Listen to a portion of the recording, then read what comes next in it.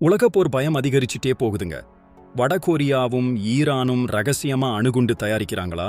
Israel Iran மோதல் ஒரு பக்கம் இருக்க, அமெரிக்கா ஈரானோட 3 முக்கிய அணுசக்தி நிலையங்கள் மேல தாக்குதல் நடத்திச்சு.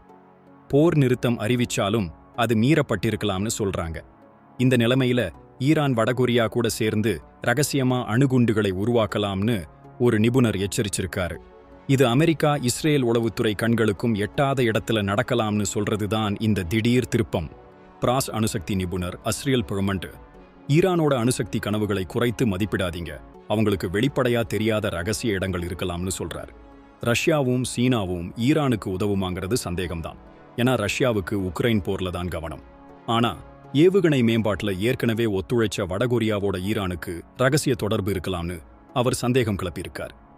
நம்ம ஊர்லயும் இந்த மாதிரி ரகசிய திட்டங்கள்னா எவ்வளவு பரபரப்பா பேசுவோம், அப்படித்தான் இதையும் பார்க்கறாங்க. அமெரிக்க தாக்குதலால ஈரானோட அணுசக்தி திட்டம் பாதிக்கப்பட்டிருந்தாலும் அவங்க கிட்ட 400 கிலோவுக்கும் அதிகமான செறிவூட்டப்பட்ட யுரேனியம் பதுங்கி இருக்கலாம்னு சொல்றாங்க. இதிலிருந்து அணுகுண்டு தயாரிக்க இன்னும் சில விஷயங்கள் தேவைப்பட்டாலும் ரகசியமா செஞ்சுட முடியாதென்றாலும் முற்றிலும் சாத்தியமில்லைன்னு சொல்ல முடியாது. இது உலக சமாதானத்துக்கு மிகப்பெரிய அச்சுறுத்தல் இல்லையா? உங்க கருத்து என்ன? கமெண்ட்ல சொல்லுங்க.